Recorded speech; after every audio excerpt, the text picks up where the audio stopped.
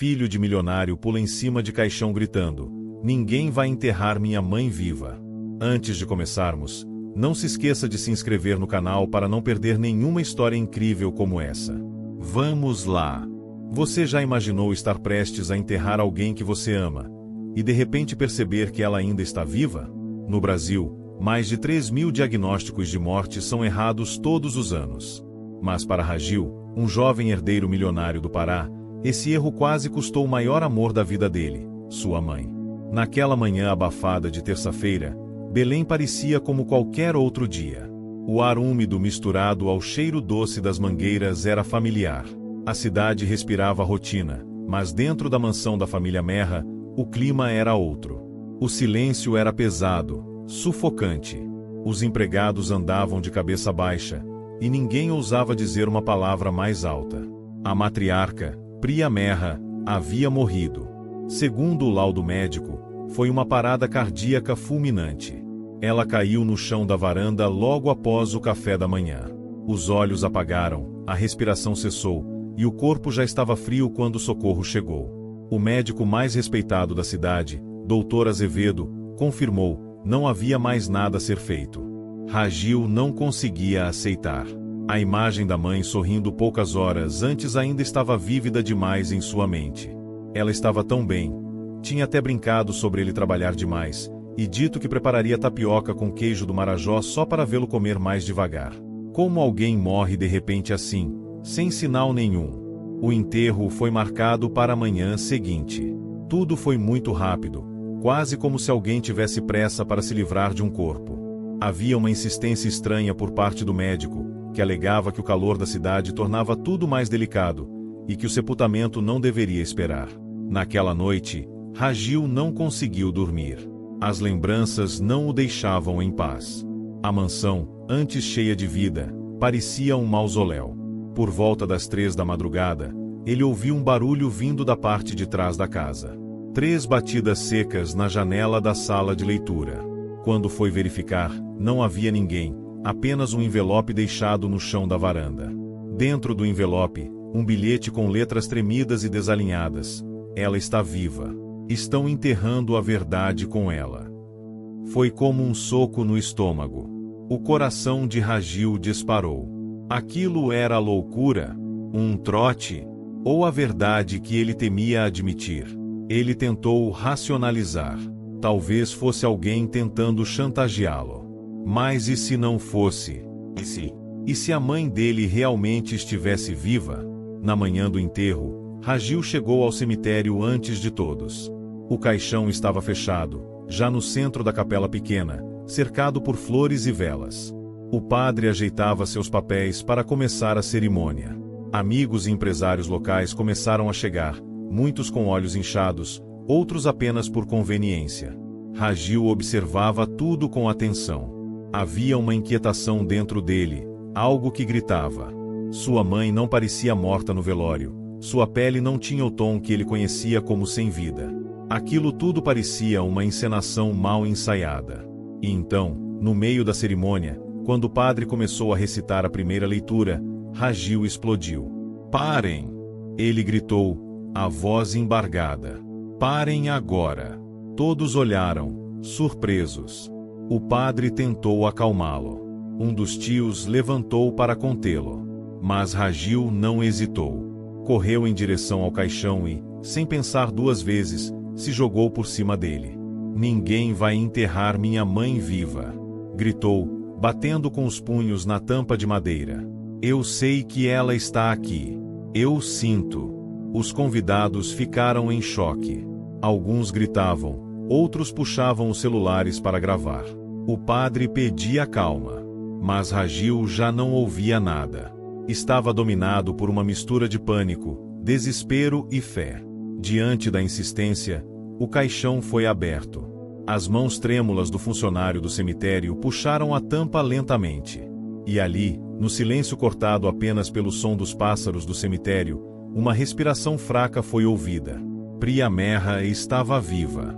Os olhos dela se mexeram. A boca se abriu devagar.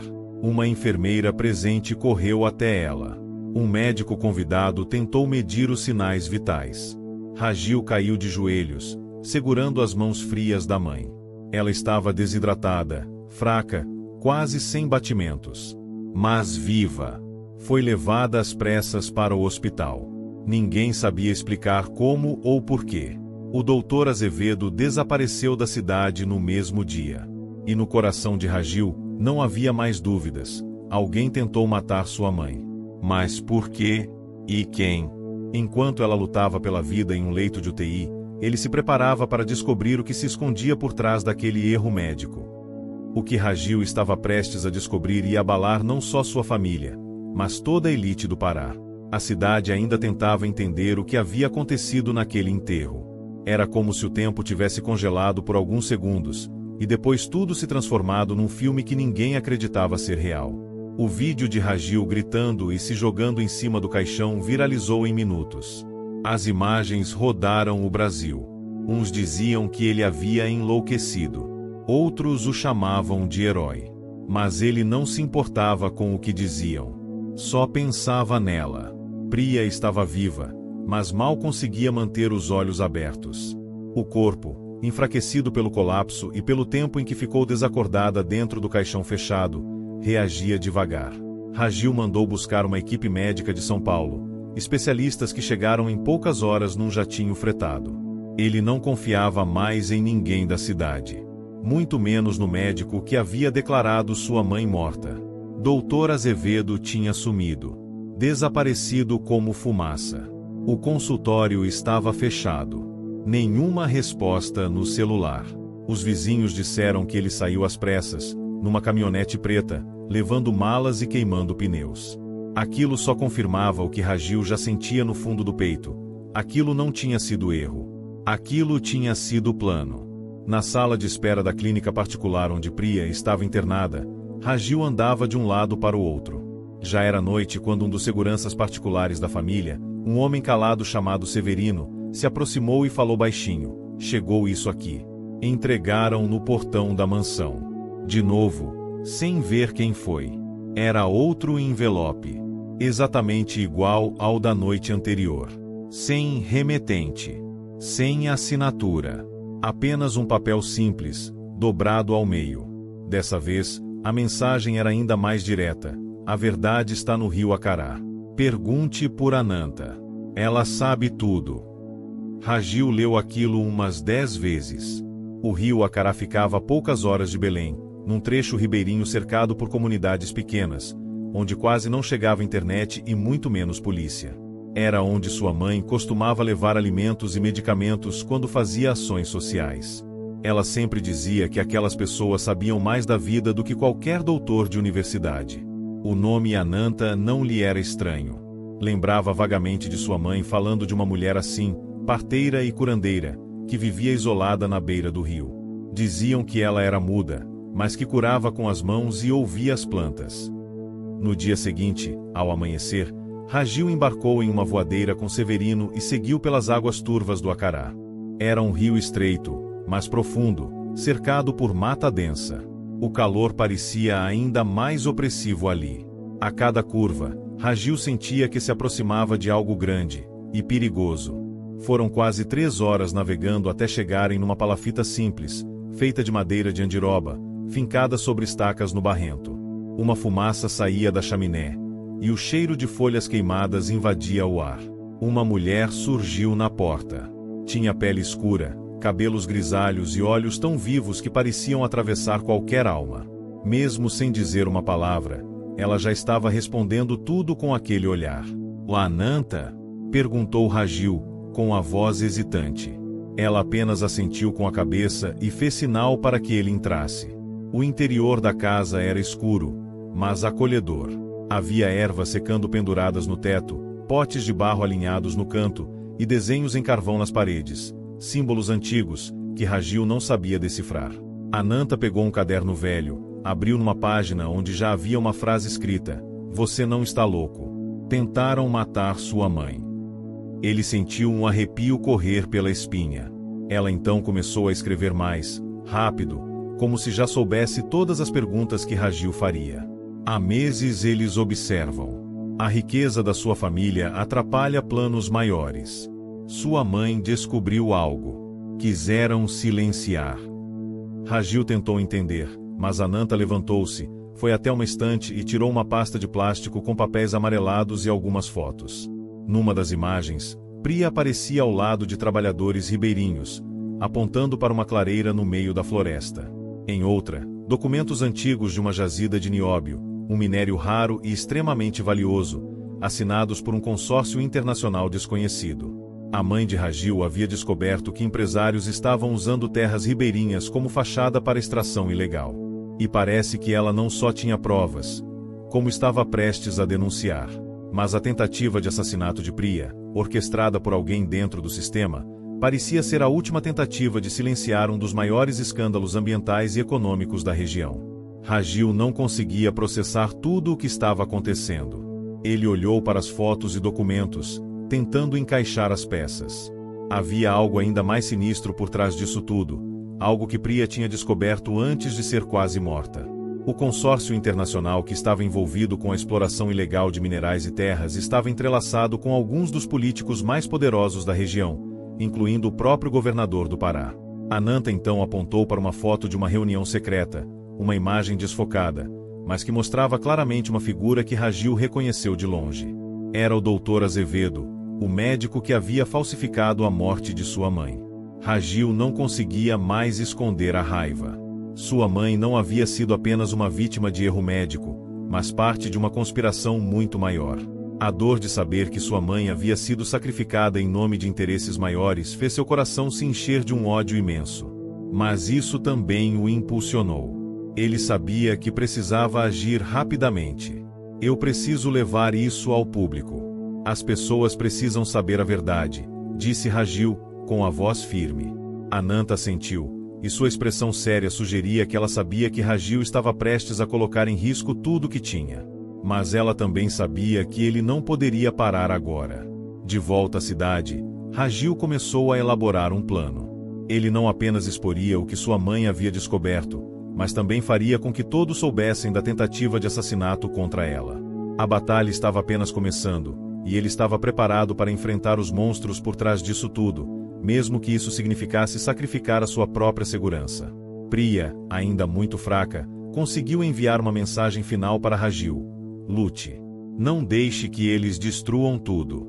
A floresta e as pessoas dependem disso.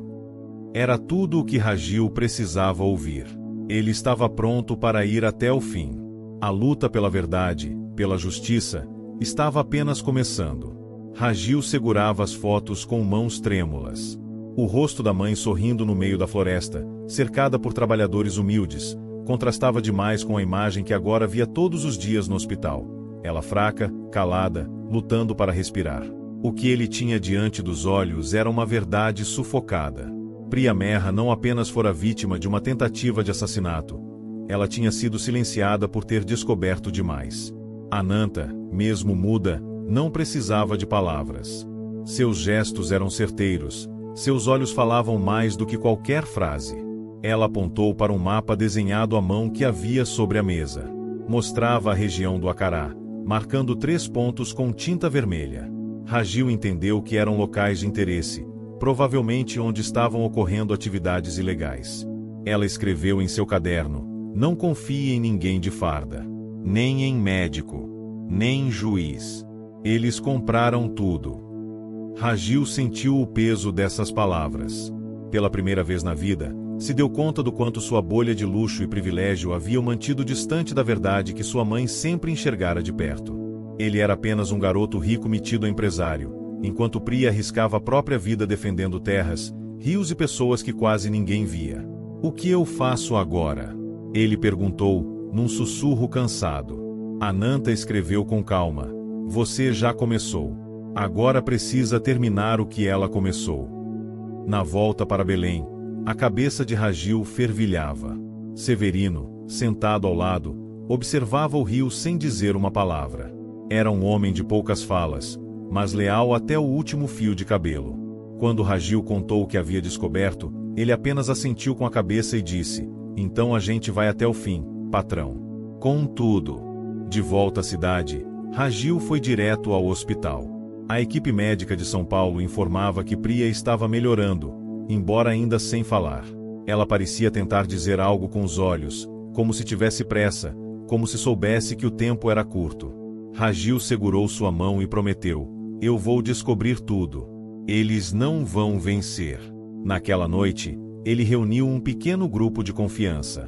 Além de Severino, havia Meena, ex-funcionária da ONG de sua mãe, que conhecia os bastidores das ações sociais e guardava pastas e e-mails que Priya não havia mostrado nem ao filho. Também chamou Vitor, jornalista investigativo que sua mãe havia ajudado no passado, quando ele enfrentou censura de um jornal local por denunciar corrupção em obras públicas. Com eles reunidos, Ragil compartilhou tudo: os bilhetes, os documentos, o encontro com Ananta, os mapas, as fotos. Vitor arregalou os olhos quando viu os registros da jazida de nióbio. Isso aqui vale bilhões, Ragil. Isso não é só extração ilegal. É guerra de poder. Gente que mata sem pensar duas vezes. E você acha que minha mãe ia deixar isso acontecer calada? Ele retrucou, o sangue fervendo. Claro que não.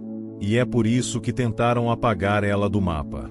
Durante horas, eles cruzaram informações, analisaram documentos e chegaram a um nome que se repetia em todos os contratos suspeitos. Uma empresa chamada Amazonex Mineração, com sede em São Paulo, mas com braços operando discretamente na região norte. O nome por trás dela, Prakash Rathi, um empresário de origem indiana, radicado no Brasil há 2 décadas, conhecido por investimentos agressivos e envolvimento em obras superfaturadas. Ragil já tinha ouvido esse nome antes. Rathi frequentava festas da elite, doava dinheiro a políticos, e anos atrás chegou a fazer uma proposta para comprar parte das terras da família Mehra, proposta que Priya recusou veementemente. A conexão estava clara. Ele mandou matar sua mãe, disse Meena, sem hesitar. Ou mandou parecer que ela estava morta. Talvez para invadir a área. Ou porque ela já tinha algo grande contra ele. Mas por que ela não denunciou antes? Será que tinha medo?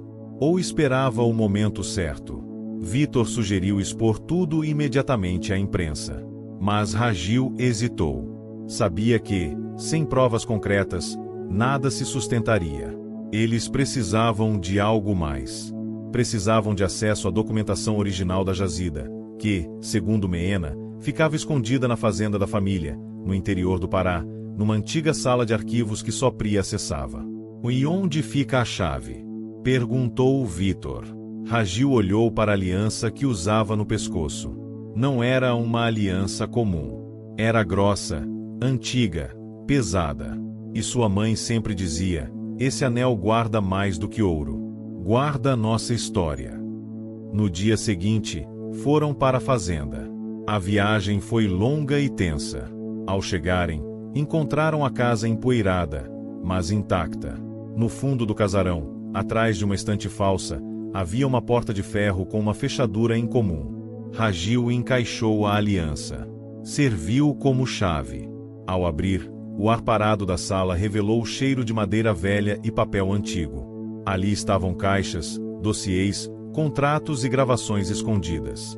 E em meio a tudo, uma pasta vermelha com a inscrição, Caso Amazonex, classificado. O que Ragil encontrou dentro mudaria o curso de tudo.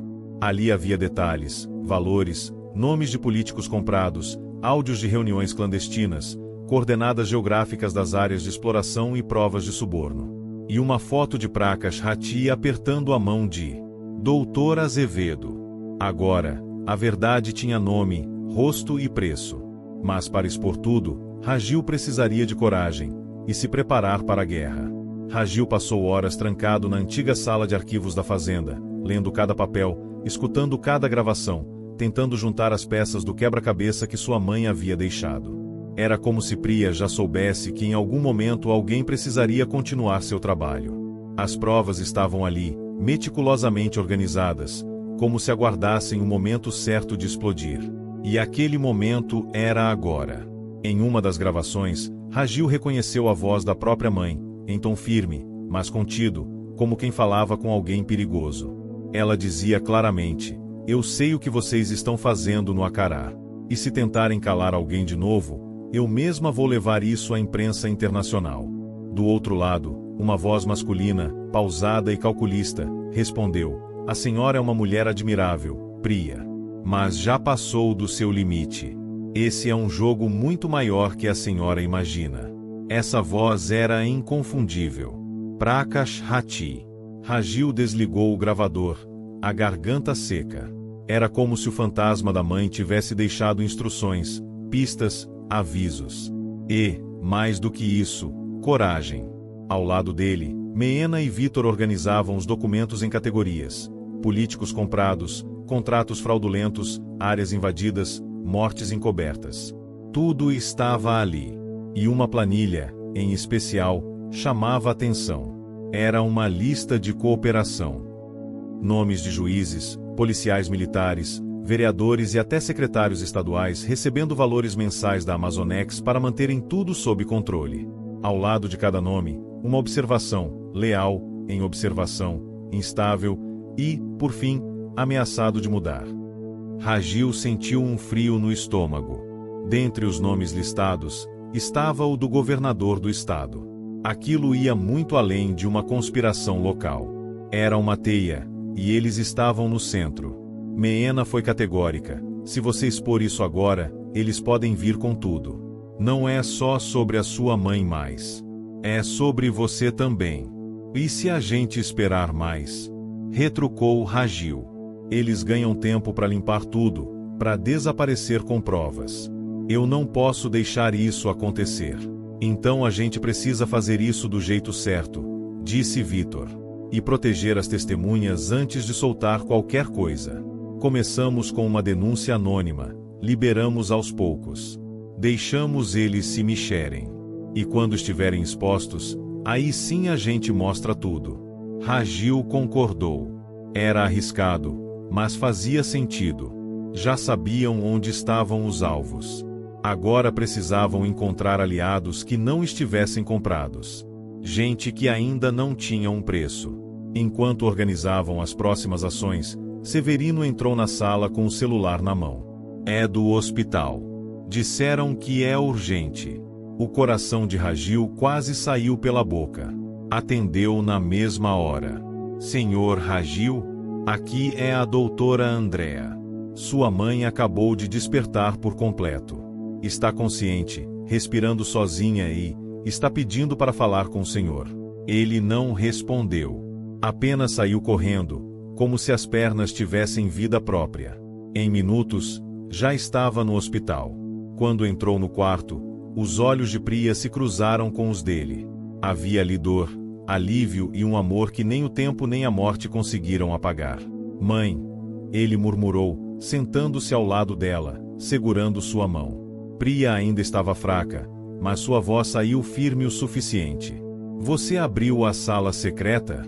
Rajil engoliu seco. Abri. Eu sei de tudo agora. Ela fechou os olhos por um instante, como se agradecesse silenciosamente por ele ter encontrado o caminho. Depois, com dificuldade, continuou: eles vão vir atrás de você, Rajil. Estão desesperados. Você precisa prometer que vai seguir até o fim. Eu prometo, mãe. Mas agora eu não estou mais sozinho.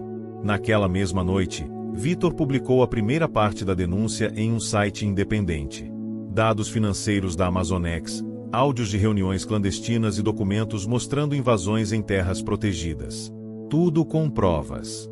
Tudo real.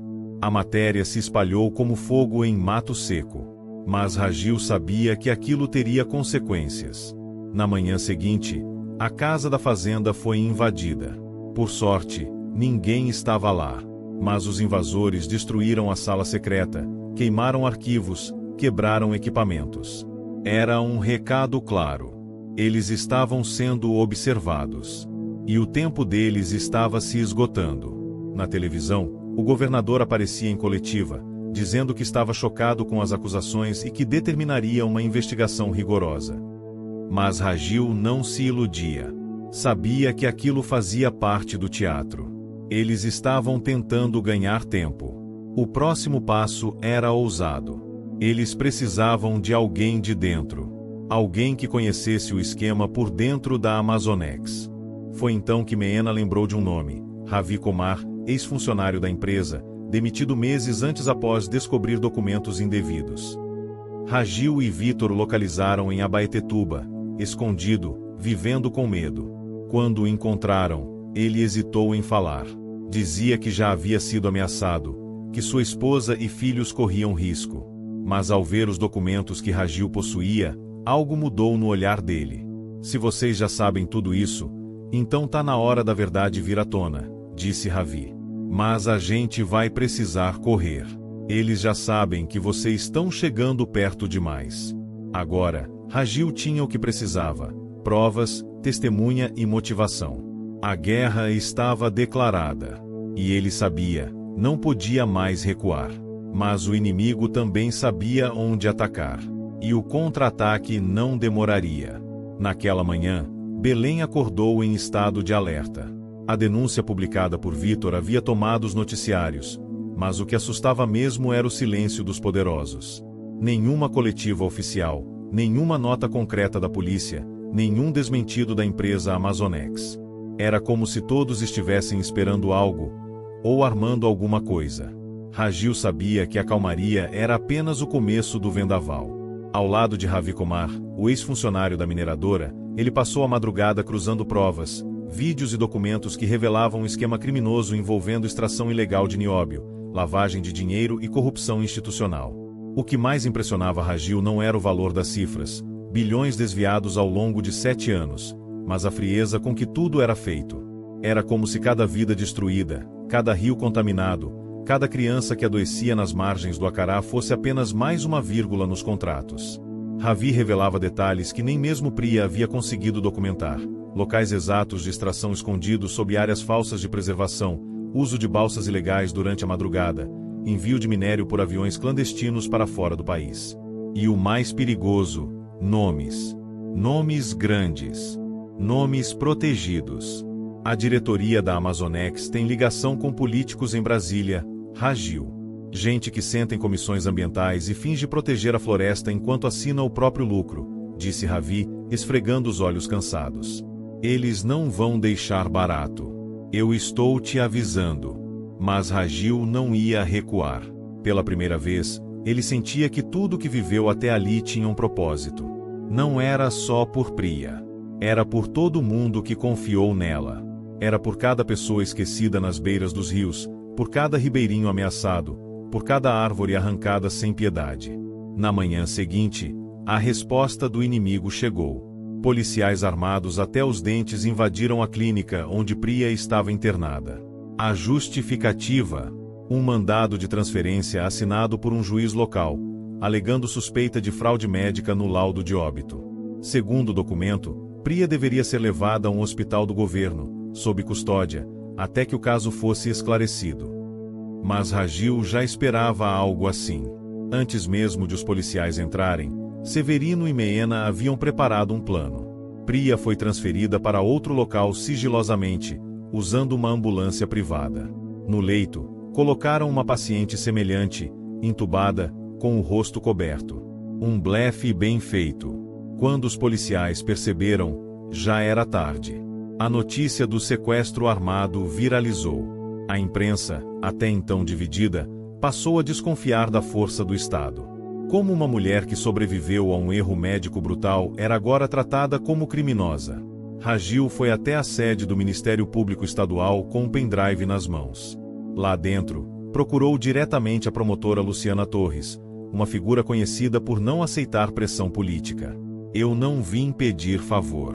Vim entregar a verdade, disse ele, colocando o pendrive sobre a mesa. Luciana assistiu aos vídeos com olhos arregalados. Leu os documentos em silêncio. Quando terminou, respirou fundo e encarou Ragil com seriedade. Se isso aqui for confirmado, você acaba de explodir a maior rede de corrupção ambiental da história do Pará. Mas está preparado para o preço? O preço seria enterrar minha mãe viva. Esse eu já quase paguei. Agora eu quero justiça. Na mesma tarde, o Ministério Público abriu um inquérito formal. Mas o contra-ataque foi brutal. A sede do jornal onde Vitor trabalhava foi invadida por vândalos. Computadores foram levados, documentos desapareceram. O carro de Meena foi incendiado em frente à sua casa. E Ragil recebeu a ligação que mais temia. Era uma voz distorcida. Você não devia ter mexido com a gente, playboy. Ainda dá tempo de parar. Ou sua mãe morre. De verdade dessa vez. Ragil desligou. O corpo tremia, mas o coração estava firme. Ele sabia que o caminho não teria volta. Priya foi levada para uma casa segura no interior, sob vigilância 24 horas. Ravi também mudou de esconderijo. Mas mesmo assim, o cerco apertava. Naquela noite, enquanto a chuva caía forte sobre Belém, Ragil ficou em pé na varanda da mansão, observando as luzes da cidade. Pensava em tudo que sua mãe sacrificou, tudo que ela construiu, tudo que estava em jogo. E ali, em silêncio, tomou uma decisão. A gente vai para a televisão. Nacional. Ao vivo. Eles não vão mais calar a gente nas sombras. Vitor arregalou os olhos. Você tem certeza? Eu tenho. Vamos expor tudo. Nomes, provas, datas. E vamos convocar o povo. Se isso for só a minha voz contra eles, vão me esmagar. Mas se for todo mundo, eles não vão conseguir. Na manhã seguinte, Ragil deu a entrevista que parou o Brasil.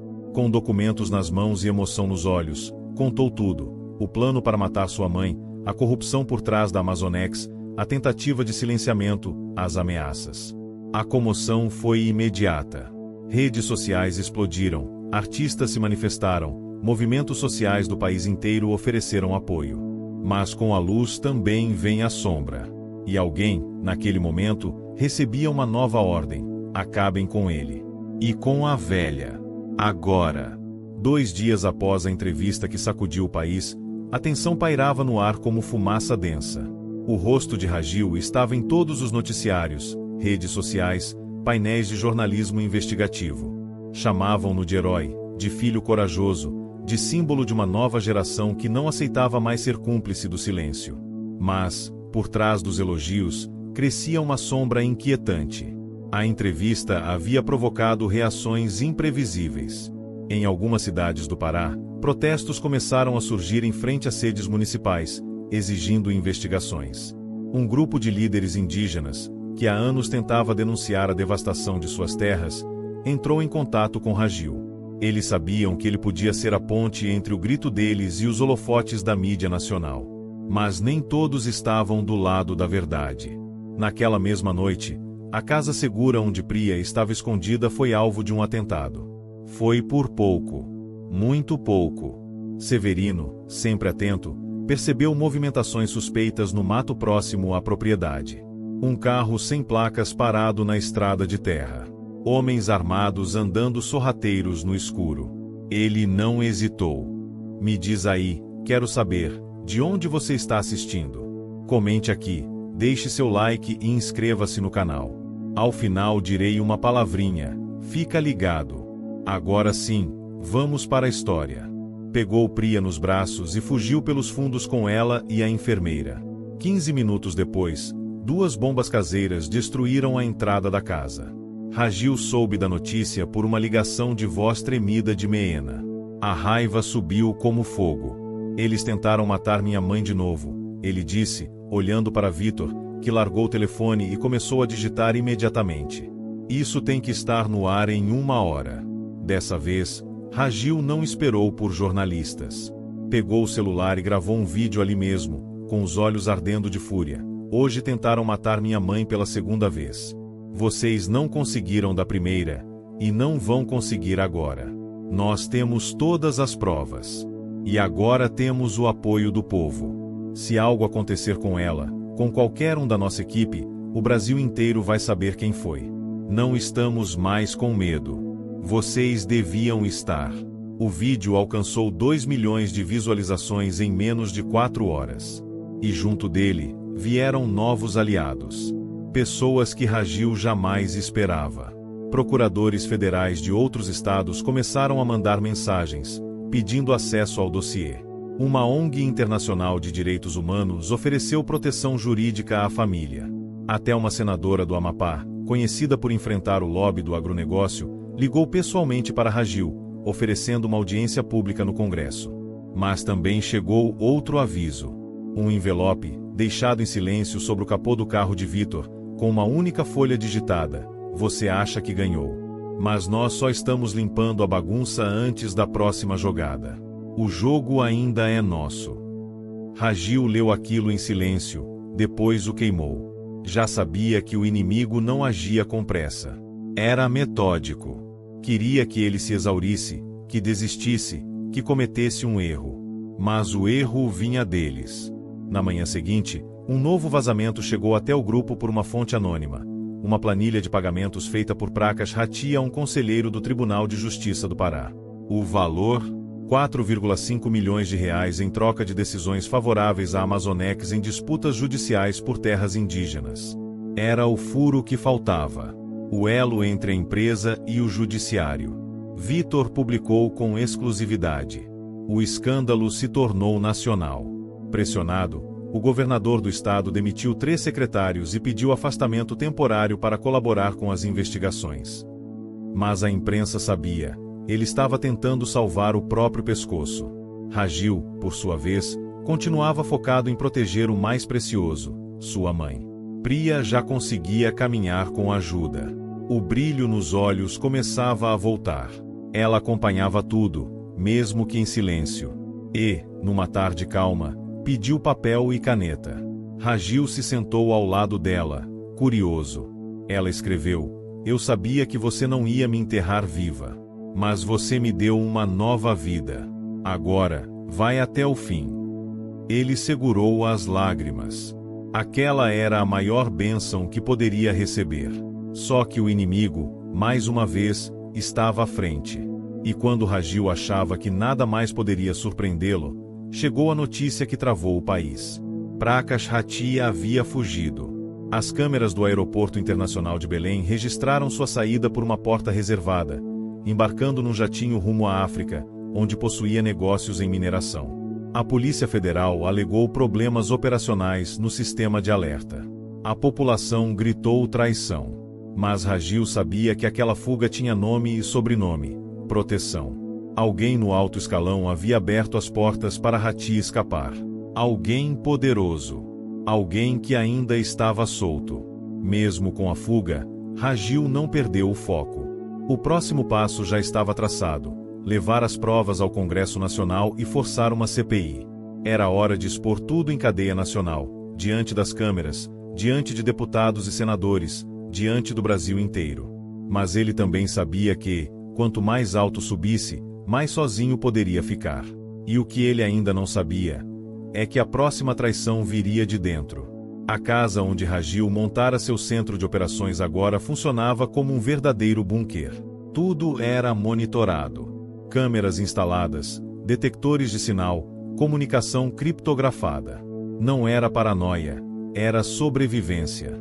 Depois da fuga de Prakash Rathi, a certeza de que o inimigo ainda tinha olhos e ouvidos em todos os cantos deixava o ambiente carregado. Mas o que Ragil ainda não sabia é que o perigo já estava muito mais perto do que ele imaginava. Na manhã de segunda, Vitor chegou mais cedo que o habitual, dizendo ter recebido um novo vazamento. Segundo ele, um ex-motorista da Amazonex prometia entregar imagens de um encontro secreto entre o governador e Prakash, feito semanas antes da tentativa de assassinato de Priya. Ragil quis marcar a reunião imediatamente, mas Meena estranhou o comportamento do jornalista. Ele evitava contato visual, estava inquieto e parecia com pressa demais. "Tem alguma coisa errada com o Vitor", ela cochichou para Ragil, enquanto ele analisava o conteúdo do pendrive entregue. Ragil não quis acreditar. Vitor estava com ele desde o início. Colocou o próprio emprego em risco, a própria vida. Mas não podia negar, o comportamento dele vinha mudando. Sumia por horas, alegava estar em campo, não atendia chamadas urgentes. E, mais estranho ainda, nunca mais dormia ali com o grupo, como fazia nos primeiros dias. Naquela noite, enquanto os outros se reuniam para organizar os documentos da futura audiência no Congresso, Ragil tomou uma decisão difícil. Copiou os arquivos mais sensíveis da investigação em um HD externo e o escondeu dentro de uma caixa de remédios no quarto de Priya. Se algo acontecesse com ele, queria garantir que sua mãe, ou alguém de confiança, tivesse acesso ao que realmente importava. Foi Severino quem confirmou as suspeitas. Disfarçado, o segurança seguiu Vitor até um hotel no centro de Belém. Lá, o jornalista encontrou-se com um homem de terno claro, boné e óculos escuros. Conversaram por quase 1 hora. Ao sair, Vitor recebeu um envelope, colocou no bolso e saiu em direção contrária. Severino, discreto, registrou tudo. De volta a casa, Ragil confrontou o amigo. Onde você esteve hoje, Vitor? Coletando mais provas, como sempre. Por quê? No centro. Vitor congelou. Tentou desconversar, mas era tarde demais. Ragil colocou as fotos sobre a mesa. O silêncio tomou conta da sala. Quem é o homem do terno? Perguntou, com a voz firme. Isso não é o que parece, Ragil. Então me diz o que é. Ele explodiu, batendo na mesa com força. Vitor respirou fundo, derrotado. Depois, tirou do bolso o envelope que receberá. Eles me ofereceram uma saída. Disseram que iam sumir comigo por uns meses, garantir segurança para minha família. Me ameaçaram. A gente não tem ideia do que esses caras são capazes de fazer. Eu achei que se entregasse só parte dos documentos. Você entregou documentos? Só os que já estavam na mídia. Eu juro. Não entreguei o dossiê completo. Meena não conteve as lágrimas. A gente confiou em você. Ragil, com o coração em pedaços, olhou nos olhos do amigo. A partir de agora, você está fora. Vai sair daqui escoltado. Se tentar contato de novo, se pisar em falso, tudo que temos vai ser entregue diretamente ao STF. Vitor não discutiu. Sabia que havia cruzado a linha. Após o tumulto, Priya pediu para falar com Ragil a sós. Ainda com a voz fraca, mas lúcida, ela segurou a mão do filho com força. Quando você entrar na arena com os monstros, vai ver que eles têm rosto de amigo. Nunca lute sozinho. Mas nunca baixe a guarda. Ele assentiu, engolindo a emoção. A traição de Vitor deixou cicatrizes, mas também despertou algo no grupo: vigilância. Agora, cada passo seria calculado. O próximo destino era Brasília. A audiência no Congresso estava marcada. Eles apresentariam o caso com apoio da senadora do Amapá, que garantirá tempo de fala e segurança armada. Mas antes de embarcar, Ragil tomou uma última precaução. Gravou um vídeo com Priya, em que ela mesma confirmava, com palavras e provas, tudo o que viverá. O vídeo não seria publicado de imediato. Mas, se algo acontecesse com eles, o conteúdo seria liberado automaticamente. É você agora, meu filho, ela disse no fim do vídeo. Você é a minha voz. A nossa voz. O grupo partiu para Brasília numa van discreta. Meena, Severino, Ravi e Ragil carregavam não só documentos, mas o peso de uma luta que parecia não ter fim. Ao chegarem na capital, foram recebidos sob tensão. A imprensa aguardava, mas os olhares eram duros, pesados. Estavam ali mexendo com interesses que iam muito além do Pará. Mexiam com pilares inteiros de um sistema que lucrava com o silêncio. Na véspera da audiência, Ragil recebeu uma mensagem anônima, com apenas 2 palavras: última chance. Ele apagou, levantou os olhos e disse em voz alta: a gente chegou até aqui. Amanhã, ninguém vai me calar. O silêncio da sala foi quebrado apenas por um leve aplauso vindo de Priya, sentada ao lado. A luta dela, agora, era a luta de todos. Mas o que eles não sabiam é que Brasília também tinha seus próprios fantasmas. E no plenário, havia quem sorrisse enquanto afiava a faca. O calor em Brasília era sufocante naquele dia. Ragil e seu grupo chegaram cedo à Câmara dos Deputados. A tensão estava no ar, mas também havia uma sensação de que, finalmente, o jogo estava mudando. Era a chance deles. A audiência estava marcada para as 10 horas, mas sabiam que a pressão política poderia alterar tudo a qualquer momento. Políticos influentes, como o próprio governador do Pará, tentaram adiar a sessão por questões de segurança. Mas a pressão pública e as denúncias já haviam gerado tamanho alvoroço que qualquer manobra seria vista como uma tentativa de obstrução. No centro de tudo, estava Ragil. Ao lado de sua mãe, Priya, que agora estava visivelmente mais forte, ainda que frágil, eles seriam o rosto da luta contra a corrupção, contra o desmatamento ilegal e contra a exploração do povo paraense. Eles eram as vozes que iriam dar visibilidade à história de milhares de brasileiros.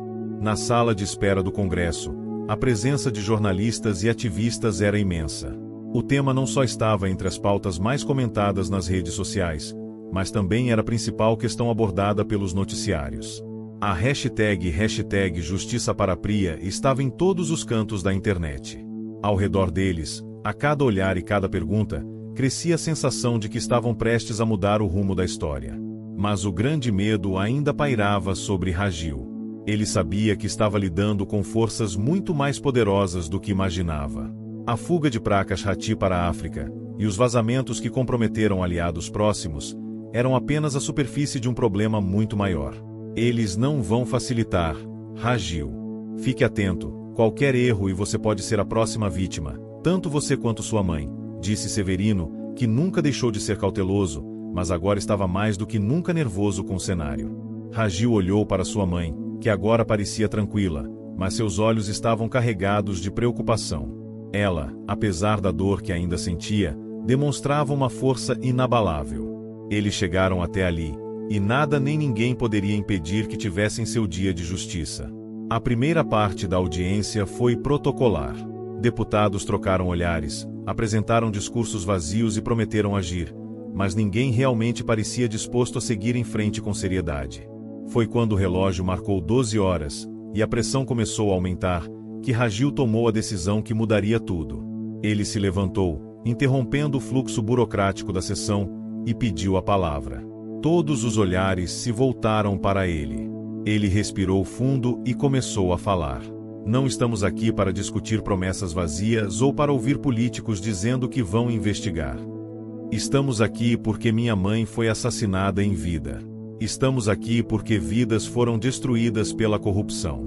Estamos aqui porque o Pará, a Amazônia e o Brasil não podem mais ser governados por interesses de meia dúzia de pessoas que se enriquecem com a destruição. Este é o nosso momento, o momento em que o Brasil se decide: ou acabamos com essa rede de corrupção agora, ou as próximas gerações irão herdar um país ainda mais sujo, mais destruído e mais injusto, disse Ragil, com a voz firme e cheia de emoção. Sua fala causou um silêncio instantâneo.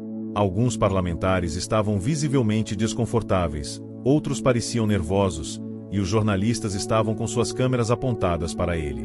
Ragil olhou para Priya, que, embora cansada, lhe deu um sorriso de incentivo. E foi nesse momento, no centro da audiência, que a verdadeira batalha começou. Uma comissão formada por deputados e senadores começou a questionar Ragil e Priya, pedindo provas mais contundentes. Ele já sabia que essa era uma estratégia para ganhar tempo. No entanto, ele não estava mais sozinho. Em uma ação coordenada, a senadora do Amapá, que havia se aliado a ele desde o início, levantou-se e apresentou os documentos que continham as provas do envolvimento de autoridades do governo na proteção dos crimes da Amazonex. Ela não hesitou. Em vez de questionar como se fazia normalmente, ela entregou a lista de nomes: políticos locais, juízes corruptos, empresários, inclusive pessoas de alto escalão dentro do próprio Congresso. Eles estavam todos conectados a um esquema gigantesco de lavagem de dinheiro e destruição ambiental. A sala estourou em murmúrios e discussões. Alguns deputados tentaram interromper, mas era tarde demais.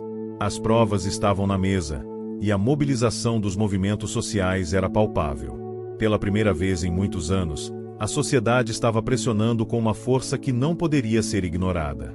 Foi nesse momento que o imprevisto aconteceu. Do fundo da sala, um grupo de advogados especializados em direito ambiental se levantou. Eles haviam se unido à causa de Ragil, trazendo ainda mais apoio técnico para a denúncia. A energia na sala estava elétrica, e parecia que, finalmente, os poderosos estavam começando a perder o controle. Porém, não demorou para que a verdadeira força de quem estava por trás do jogo começasse a se revelar.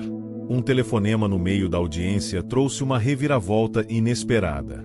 O presidente da Câmara, que até então se mostrava neutro, estava diretamente envolvido no esquema de corrupção.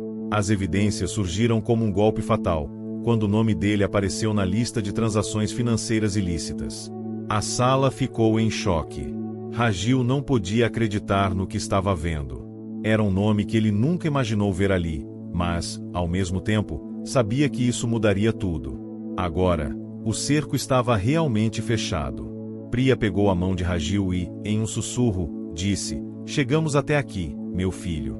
Agora, não há mais volta. Vamos vencer." E, de fato, parecia que a justiça finalmente estava ao alcance das mãos de Ragil e de todos aqueles que lutaram ao lado dele. O que se seguiu ao golpe no coração do sistema político foi como uma onda avassaladora. A revelação do envolvimento do presidente da Câmara dos Deputados foi apenas o estupim para uma série de eventos que, em questão de dias, reviraram a política do Pará e todo o Congresso Nacional. O nome dele na lista de transações financeiras ilegais e os laços diretos com a Amazonex e outras empresas de mineração forjaram um escândalo sem precedentes. Ragil, no entanto, sabia que essa batalha estava longe de terminar. Ele não estava apenas lutando contra um governo corrupto ou contra uma empresa devastadora para o meio ambiente, mas contra um sistema que havia se fortalecido ao longo de décadas de impunidade. Os primeiros passos da justiça começaram, mas ele sabia que a verdadeira guerra estava apenas começando. Quando a notícia da envolvência de um dos homens mais poderosos do Congresso estourou nos meios de comunicação, o impacto foi imediato. As ruas de Belém se encheram de manifestações. Milhares de pessoas exigiam que a investigação fosse levada a cabo sem obstruções. Todos estavam agora de olhos fixos nos políticos, que, por mais que tentassem negar, não podiam mais ignorar a força popular. Mas o pior ainda estava por vir. Na mesma tarde em que o presidente da Câmara foi afastado de suas funções, os advogados e defensores de Ragil começaram a se preparar para o próximo movimento: a prisão preventiva de todos os envolvidos no esquema de corrupção, incluindo Prakash Hati, o CEO da Amazonex. Mas, com a pressão do caso se intensificando, uma reação pesada de quem ainda controlava as sombras do poder aconteceu. Ragil estava na sala do hotel onde sua equipe se reunia quando recebeu a notícia por telefone. Vitor, agora sob proteção policial, conseguiu acessar uma informação decisiva. "Eles estão indo atrás de você, Ragil. Estão fazendo o que podem para te desacreditar. Você precisa tomar cuidado", disse ele com urgência, a voz desesperada. Ragil não hesitou. Ele sabia que tudo o que conquistaram poderia ser apagado em um piscar de olhos, como já aconteceu com outros heróis da história. Mas ele não estava mais sozinho. O apoio da população, os manifestantes nas ruas, os ativistas ambientais e até a pressão internacional eram armas poderosas que ele não poderia deixar escapar. Ao lado de sua mãe, ele se preparou para o que viria a seguir. Era hora de dar o passo mais ousado de todos. Não mais se conformar com as investigações e denúncias. Ele precisava agora agir diretamente no coração do sistema. Ele convocou uma coletiva de imprensa para a manhã seguinte, onde iria, finalmente, lançar a bomba final. Eles acharam que nos calariam, ele disse para Meena, enquanto se preparava para o evento. Achavam que o medo e a manipulação iriam vencer. "Não sabem quem somos, Meena. Eles nunca souberam." Na coletiva, Ragil estava visivelmente mais tenso do que o habitual. Mas a determinação era clara em seus olhos. Ele entrou no palco diante de dezenas de jornalistas, fotógrafos e repórteres. A sala estava lotada e o silêncio, quase ensurdecedor. Ele começou sua fala com uma calma assustadora. "O que fizemos até agora foi apenas o começo", disse ele, pausadamente. "A verdade está sendo revelada, mas é necessário mais do que palavras. Mais do que apenas uma investigação. O sistema que destrói nosso Estado, que destrói nossa terra, que destrói nossa vida, não pode mais continuar existindo. E não vai." As câmeras filmavam cada palavra com precisão. A reação do público foi imediata, mas a coletiva rapidamente tomou um rumo inesperado quando Ragil começou a revelar o que ninguém jamais imaginou que ele tivesse. Com um gesto suave, ele entregou a jornalistas um pendrive. Era o dossiê completo com todas as provas, os vídeos, as transações financeiras secretas, as gravações de reuniões e, o mais chocante, uma lista de nomes de políticos federais que estavam envolvidos diretamente nas negociações de destruição da Amazônia. "Isso é só uma parte do que sabemos", Ragil continuou, com a voz firme. "Estes são os homens e mulheres que são responsáveis por tentar enterrar minha mãe viva e destruir nossa terra. E, como podem ver, A teia deles vai muito mais longe do que imaginávamos. A revelação foi como uma explosão. O dossiê era mais completo do que qualquer um poderia esperar. As imagens, as gravações, as transações bancárias, os e-mails. Tudo estava ali, com a assinatura de pessoas influentes no governo e no setor empresarial. Enquanto a imprensa se dividia entre o choque e a incredulidade, Ragil se manteve impassível. Não existe mais escapatória. Agora a verdade está nas mãos do povo. O sistema pode até tentar se proteger, mas nós estamos prontos para lutar. Até o fim. E assim, uma nova etapa da guerra contra a corrupção e a devastação começou. O movimento liderado por Ragil e Priya cresceu como uma chama imbatível. O poder da mídia, o apoio das ruas, a pressão internacional e a força de um povo cansado de ser silenciado foram os alicerces de uma resistência imensa. O governo, com todos os seus aliados, viu-se encurralado, sem saída. Enquanto as investigações se aprofundavam e mais nomes eram revelados, o sistema, finalmente, começou a ceder. O presidente da Câmara dos Deputados foi preso, Prakash Rathi foi detido assim que tentou retornar ao Brasil, e uma série de políticos envolvidos foram afastados. Mas a luta de Ragil não estava concluída. Ele sabia que, enquanto houvesse uma só pessoa tentando destruir o que restava da Amazônia, sua missão nunca estaria cumprida. E assim, a revolução contra a corrupção, pela vida e pela terra, apenas começava. A verdade, agora, tinha voz e a voz era de todos. O vento que soprava nas imensas árvores da Amazônia naquele fim de tarde trazia uma sensação de renovação. O som das folhas, das águas dos rios e da vida que pulsava ali estava mais forte do que nunca. Depois de meses de batalhas, denúncias, perseguições e revelações, o impensável havia acontecido. O sistema de corrupção que há muito saqueava a floresta e o povo do Pará estava desmoronando. O povo tinha falado, o povo tinha se levantado, e as forças de Ragil estavam agora mais poderosas do que qualquer político ou empresário corrupto. Ragil sentou-se no jardim de sua casa, ao lado de Priya, em silêncio. A casa, que já foi um centro de operações frenético, agora estava mais tranquila. A luta não tinha terminado, mas a vitória parecia ao alcance das mãos. As prisões dos políticos, a queda de grandes empresários envolvidos no esquema de devastação da Amazônia, e a revelação das alianças sombrias haviam sido apenas o começo. Nos meses seguintes à divulgação do dossiê, a justiça começou a dar passos concretos. As investigações avançaram, e a corrupção nas esferas mais altas do poder foi exposta para o mundo. No entanto, Ragil sabia que ainda havia muito a ser feito. A grande luta por justiça, pela preservação da Amazônia e pela vida do povo ribeirinho não se limitava a um processo judicial. Era uma mudança de mentalidade que precisava ser conquistada a cada dia. Mamãe, nós conseguimos. Eles sabem que não vão nos calar mais. O Brasil sabe agora o que realmente está acontecendo aqui, disse Ragil, com uma voz carregada de emoção. Priya sorriu, com os olhos marejados. Ela havia visto o próprio filho lutar por tudo o que tinha de mais precioso. Viver aqueles dias com ele, acompanhando sua coragem e sua determinação, foi um processo doloroso, mas também libertador. Ela sentiu que havia um futuro mais justo e mais digno, à sua espera. A notícia de que o governador do Pará, os empresários da Amazonex e uma rede de políticos locais haviam sido indiciados e presos trouxe uma sensação de alívio para Ragil, mas também uma nova carga de responsabilidade. Ele sabia que a pressão aumentaria. O sistema estava tentando se reformar, tentar colocar novas figuras em seus lugares, mas a transformação social que ele almejava não seria algo que poderia ser feito de um dia para o outro.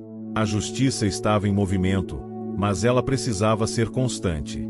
Com a mídia internacional cobrindo os desdobramentos do caso, Ragil e Priya receberam apoio de organizações ambientais ao redor do mundo.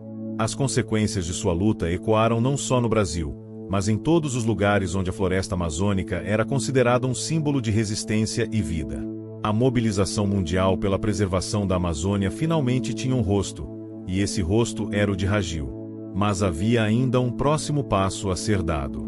Ragil sabia que, para que a mudança fosse duradoura, era preciso envolver mais do que os ativistas e a mídia. A batalha agora era para alcançar o povo. Para mostrar que a proteção da Amazônia era uma luta não apenas pela floresta, mas pela sobrevivência de todos que dependiam dela. Ele começou a se reunir com lideranças comunitárias, com indígenas, com ambientalistas locais, e passou a trabalhar diretamente para que leis de proteção ambiental mais rígidas fossem propostas e aprovadas. O movimento se expandiu, e logo Raggio estava viajando por todo o Brasil, com sua mãe ao seu lado, para conscientizar a população sobre os danos irreversíveis causados pela corrupção no setor ambiental.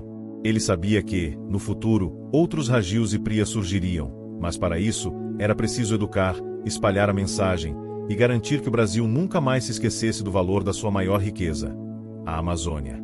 Meses depois, em uma cerimônia no Congresso, onde um novo projeto de lei foi sancionado, o presidente da República fez um discurso exaltando a importância da preservação ambiental e, em um gesto simbólico, convidou Raggio e Pria para subirem ao palco. O reconhecimento público de sua luta foi um marco não apenas para a família, mas para todos os brasileiros que estavam na luta por um futuro mais justo. O que conseguimos aqui não é só nossa vitória. É a vitória de todos que acreditam em um país melhor. Não podemos mais permitir que a corrupção e a ganância destruam o nosso futuro, disse Raggio, em um discurso emocionado. Aplaudido de pé, ele olhou para sua mãe, que estava ao seu lado, com lágrimas nos olhos. Ela sabia que, mesmo depois de tantas batalhas, o país ainda precisava se curar, mas ela também sabia que sua luta tinha valido a pena. Sua dor, que um dia parecia insuportável, havia sido transformada em força. Ela sabia que não poderia mais ser silenciada. Quando o evento terminou, Raggio e Pria saíram do palco e caminharam para fora, onde uma multidão os aguardava, vibrando. O povo estava com eles. Era um novo Brasil, um Brasil mais consciente, mais forte, mais unido. A luta de Raggio e Pria não havia sido em vão. Ao longo dos próximos anos, Raggio se tornou uma voz respeitada no Brasil e no mundo, lutando não só pela preservação da Amazônia, mas pela justiça social e pela equidade. Ele sabia que não havia vitória definitiva, mas a batalha que ele e sua mãe travaram havia iniciado uma revolução de pensamento. Eles não seriam mais enterrados vivos. E assim, a história de Raggio, Pria e o povo da Amazônia se tornaria um símbolo eterno de resistência, de coragem e de esperança. Uma história de que, mesmo nas sombras da dor e da perda, a luz da verdade poderia iluminar o caminho para um futuro melhor. Fim. Se você chegou até o final, comente graça, curta e compartilhe, sua ajuda é super importante. Não se esqueça de se inscrever para acompanhar nossos próximos vídeos.